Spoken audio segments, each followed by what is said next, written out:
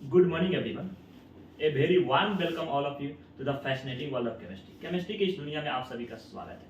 Myself Ranveer Raj. I am completed my B.Tech from गुरु घासीदास विश्वविद्यालय Bilaspur Chhattisgarh and recently I am pursuing M.Tech in Department of Chemical Engineering at IIT Jodhpur.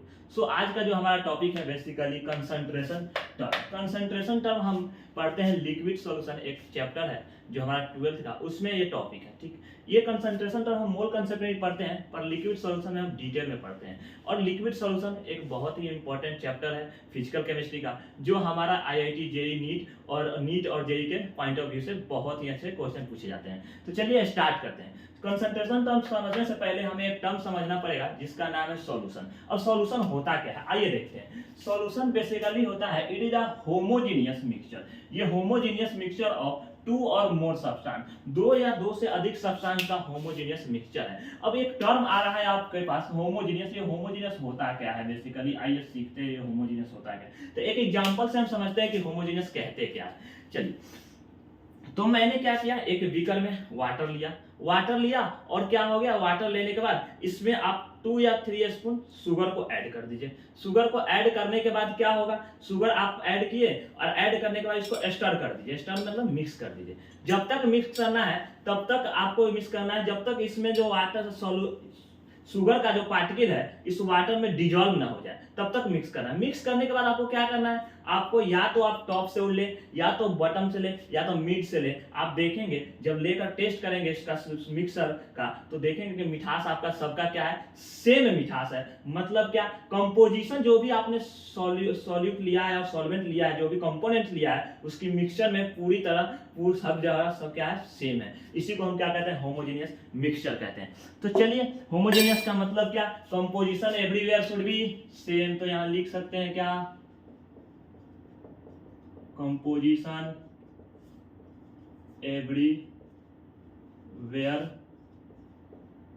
Should be क्या है, हमारा same है. Composition हमारा सभी जगह same है. ऐसे सॉल्यूशन को हम क्या कहते हैं, होमोजेनियस मिक्सचर, और उसको हम सॉल्यूशन कहते हैं. तो सॉल्यूशन हमने समझ लिया. अब आइए हम अपने मेन टॉपिक पे आते हैं जिसका नाम है कंसंट्रेशन टर्म. तो हम इसको इरेज करते हैं और आते हैं कंसंट्रेशन टर्म पे.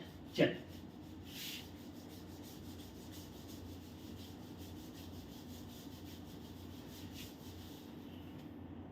तो कंसंट्रेशन टर्म होता क्या है basically, they are the various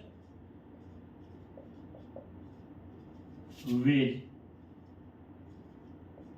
to express the amount of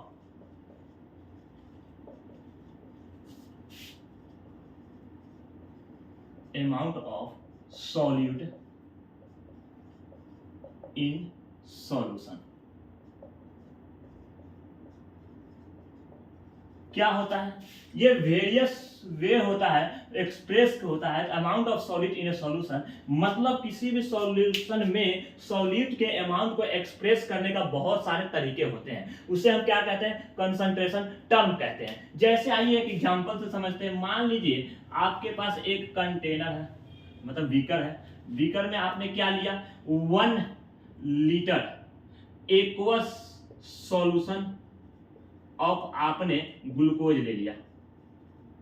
क्या है, 1 litre aqueous solution of glucose. मतलब क्या, एक्वस सॉल्यूशन मतलब एक नया टर्म आपके सामने, एक्वस सॉल्यूशन. एक्वस सॉल्यूशन जैसे ही मैंने बोला, एक्वस सॉल्यूशन मतलब ये डिफाइन हो गया कि सॉल्वेंट आपका क्या है, वाटर है. तो 1 लीटर एक्वस सॉल्यूशन ग्लूकोज हमने लिया. मतलब क्या कि हमने वाटर में ग्लूकोज को ऐड किया, डिजॉल्व किया. अब जब डिजॉल्व किया तो हमने एक मिक्सचर बना लिया.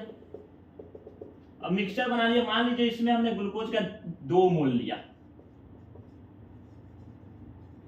तो इसको कैसे पढ़ेंगे, ऐसे पढ़ेंगे, 2 मोल of glucose dissolve in 1 litre of aqueous solution. 2 mole of glucose dissolve in 1 mole of aqueous solution, 1 litre of aqueous solution. अच्छा ठीक है, मान लीजिए इसके वो 2 मोल के जगह पे 5 मोल ले लिए. तो कैसे पढ़ेंगे, 5 mole of glucose dissolve in या present in 1 litre of aqueous solution. ठीक है, चलिए, तो बहुत सारे टर्म आते हैं हमारे कंसंट्रेशन टर्म का. जैसे पहला आता है molality, mole fraction, percentage weight by weight, percentage V by V मतलब volume by volume, ppm part per million, part per billion, ये सारी कंसंट्रेशन etc बहुत सारे टर्म है। तो हम पहला कंसंट्रेशन टर्म को डिस्कस करते हैं जिसका नाम है मोलारिटी और बहुत ही इंपॉर्टेंट है। तो आइए हम मोलारिटी को डिस्कस करते हैं।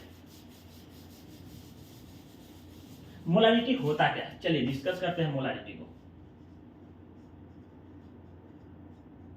मोलारिटी को आप कैपिटल एम से डिनोट करते हैं, ध्यान से स्मॉल एम अगर आप करते हैं तो ये मोलारिटी हो जाएगा और चीजें चेंज हो जाएगी, इसलिए हम कैपिटल एम से डिनोट करते हैं। ये होता क्या है, चलिए इसको हम लिखते हैं। It is defined as number of mole of solute dissolve in 1 liter solution. क्या होता है, क्या कह रहा है, it is defined as number of mole of solute dissolve in 1 litre solution. 1 litre solution में जितना नंबर ऑफ मोल आपका सॉल्यूट का डिजॉल्व होगा उससे आप क्या कहते हो, मोलारिटी कहते हो। जैसे मान लीजिए एक एग्जांपल से समझते हैं, ये आपको एक एग्जांपल देता हूं। कहीं पे मान लीजिए आपको लिखा हो, मिल जाए कि 3 कैपिटल एम, ये क्या हो गया, इसको कैसे समझते हैं, 3 कैपिटल इसका मीनिंग क्या होता है, इसे पढ़ते कैसे था, इसे पढ़ते कैसे, रीड एज 3 मोलर, 3 मोलर, इसे पढ़ते हैं 3 मोलर। इसका मीनिंग क्या होता है, मीनिंग बहुत इंपॉर्टेंट है। इसका मीनिंग ये होता है 3 मोल of solute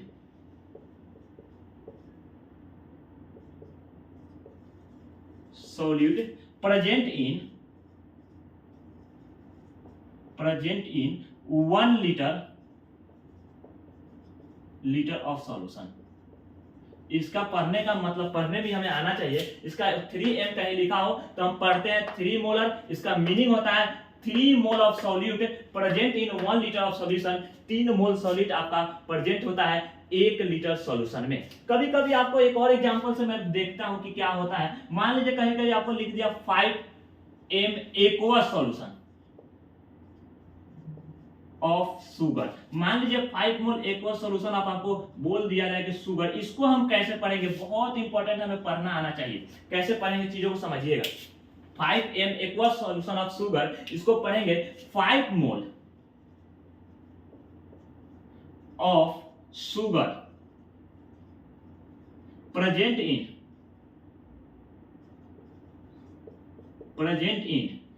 1 litre of aqueous solution. और एक्वस सॉल्यूशन के बारे में आप जानते हैं कि जहां पे सॉल्वेंट क्या हो, वाटर हो। जैसे मैं बताता हूं, इसी को एक समझाने की और कोशिश करता हूं आपको डिटेल में। मान लीजिए आपके पास ये हमारा एक कंटेनर है जिसमें आपने क्या लिया है, 1 लीटर एक्वस सॉल्यूशन आपने क्या लिया है, शुगर का लिया है।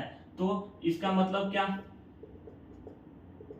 इसका मतलब ये मेरे दोस्त कि इसमें जो सॉल्यूशन में जो सॉल्यूट होगा आपका, जो शुगर होगा, ये 5 मोल होगा। ये 5 मोल आपका शुगर आपका डिजॉल्व हुआ होगा। इसका मतलब यही होता है कि 5 मोल शुगर आपका इस सॉल्यूशन में डिजॉल्व हुआ होगा। इतनी बातें समझ में आती है क्या, इतनी बातें अगर आपको समझ में आती है तो बताइएगा। चलिए अब इसका ना, ये तो हमने देख लिया, ठीक है। अब देखते हैं कि मोलारिटी के लिए फॉर्मूला डिफाइन करते हैं, कैसे हम फॉर्मूला लिखते हैं। तो आइए हम इसको, इतनी क्लियर है इतनी चीजें, चलिए फॉर्मूले की ओर आते हैं कि हम कैसे इसका फॉर्मूला बनाएंगे।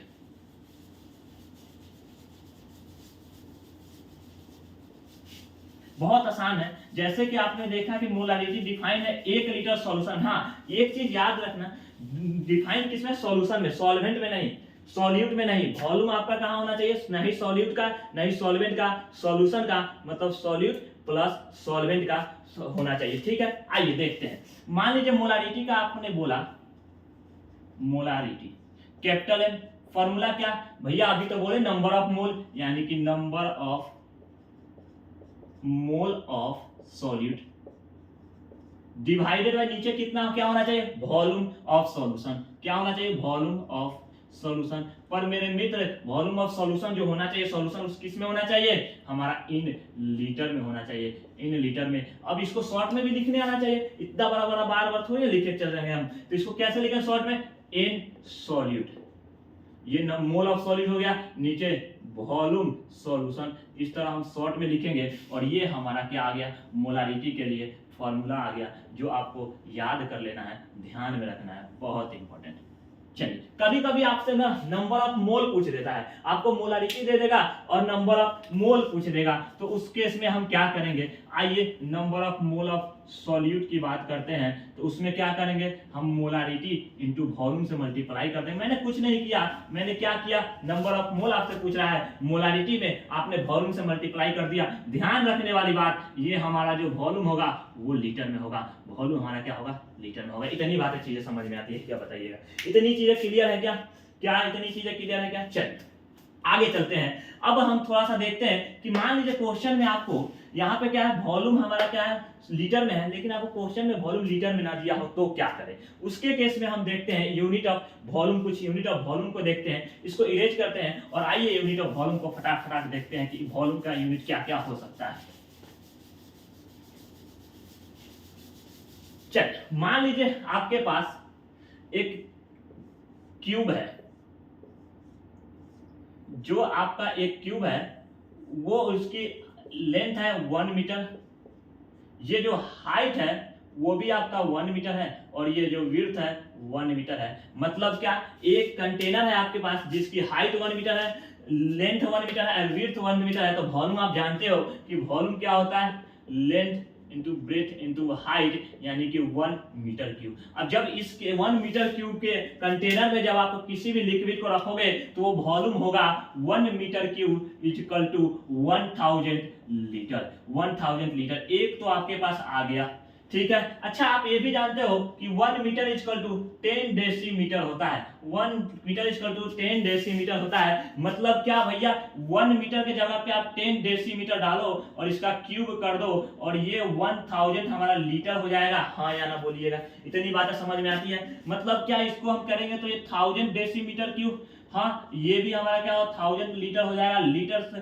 1000 से 1000 खत्म, यानी कि 1 डेसीमीटर क्यूब इक्वल टू हम बोल सकते हैं क्या, 1 लीटर। यानी कि हम ये दूसरा कन्वर्जन हमारे पास आ गया। अच्छा, एक बात होता है आपको पास पता है कि 1 मीटर इक्वल टू 100 सेंटीमीटर होता है मेरे मित्र। हाँ या ना, हाँ या ना। मतलब 1 मीटर इक्वल टू, इसको यहाँ नीचे लाइए और इसको सेंटीमीटर में डालिए, 100 सेंटीमीटर का क्यूब करिए और ये 1000 लीटर। हाँ या ना। यहां से आप जब करेंगे तो 10 to the power 5 centimetre cube और ये 1000 लीटर हो जाएगा। यहां से जब इसको कैंसिल आउट करेंगे तो 1 लीटर इक्वल टू आपके पास आएगा 1000 सेंटीमीटर क्यूब। अब मेरे भी तो इतनी बातें समझ में आई कि नहीं, तो एक बार मैं इसके पूरे को मैं लिख सकता हूं, क्या क्या लिख सकता हूं कि 1 metre cube is equal to 1000 litre is equal to 10 to the power 6 centimetre cube. और ये हमें जो हम लीटर को बोलते हो तो इसे आप एक और नाम देते हो डेसीमीटर क्यूब, और जब ये सेंटीमीटर क्यूब को आप सीसी भी बोलते हो और एमएल भी बोलते हो। इतनी बातें किसी को समझने में कोई दिक्कत है क्या? हाँ बताइएगा, इतनी बातें समझ में आई क्या? अच्छा, इतनी बातें अगर क्लियर है तो आइए एक क्वेश्चन से हम समझते हैं, जो अभी हमने मोलारिटी टर्म पढ़ा उस पर एक क्वेश्चन करते हैं। चल एक क्वेश्चन करते हैं, प्यारा सा क्वेश्चन, और समझने की कोशिश करते हैं कि कैसे हम क्वेश्चन को सॉल्व करते हैं। मेन पर्पस तो हमारा यही है, क्वेश्चन सॉल्व होना चाहिए, थ्योरी के साथ साथ क्वेश्चन भी हमारा क्लियर होना चाहिए। आइए फटाक से क्वेश्चन को एक करते हैं, प्यारा सा क्वेश्चन है एक हमारे पास। क्या कहता है, 120 gram of NaOH sodium hydroxide is present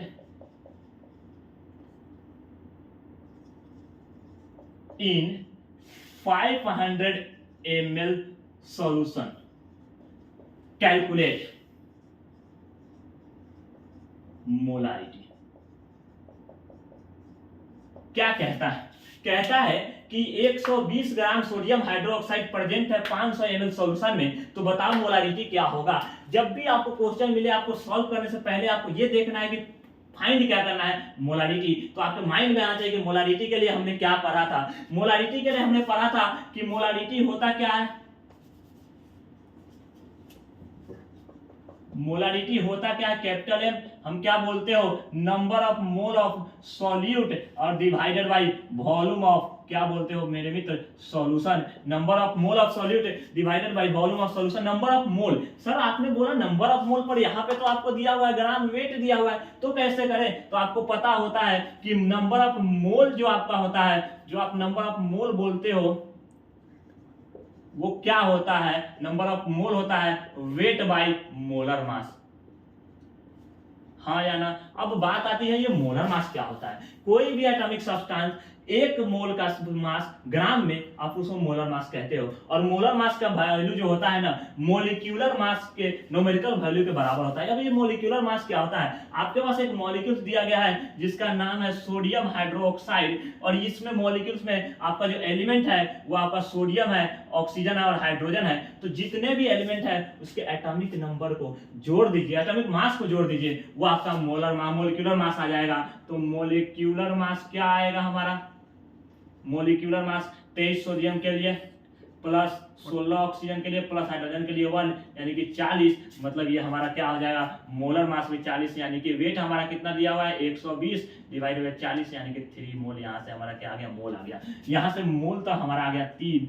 अब क्या वॉल्यूम? वॉल्यूम हमारा 500 ml दिया हुआ है। आप ये भी जानते हो कि 1 लीटर इज इक्वल टू कितने होते हैं? 1000 ml होते हैं। मतलब क्या 500 ml इंटू, अगर हम बोलना चाहे तो कितना आ जाएगा?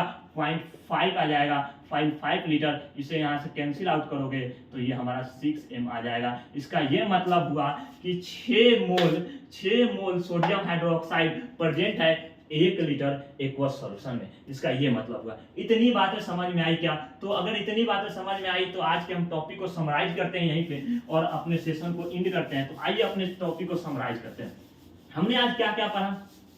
पहला, सॉल्यूशन। सॉल्यूशन क्या होता है? होमोजेनियस मिक्सचर होता है दो या दो से अधिक कंपोनेंट का। फिर मैंने देखा concentration term. Concentration term basically होता क्या है? सॉल्यूट का अमाउंट सॉल्यूशन में कितना है इसको बताता है। और ये बहुत अलग अलग तरीकों से हम डिफाइन करते हैं, अलग अलग वे में हम डिफाइन करते हैं। जैसे molality, wait by wait, weight by volume percentage सब है, पीपीएम, ये सारी चीजें होती है। ठीक, फिर हमने पहला, उसके बाद हमने एक फॉर्मूला पढ़ा जो आपका क्या है? मोलारिटी के लिए क्या पढ़ा हम लोगों ने? मोल of solute divided by volume of solution. हाँ या ना? दूसरी ये हमने एक फॉर्मूला पढ़ा। उसके बाद दूसरी फॉर्मूला हमने पढ़ा मोल ऑफ सॉल्यूट का क्या? Molarity into volume. ये दो चीजें, दो फार्मूला आज की क्लास में पढ़े हम लोग। तो इतनी चीजें आज हम लोगों ने किया है। तो यहीं पे हम अपनी सेशन को एंड करते हैं। Thank you so much.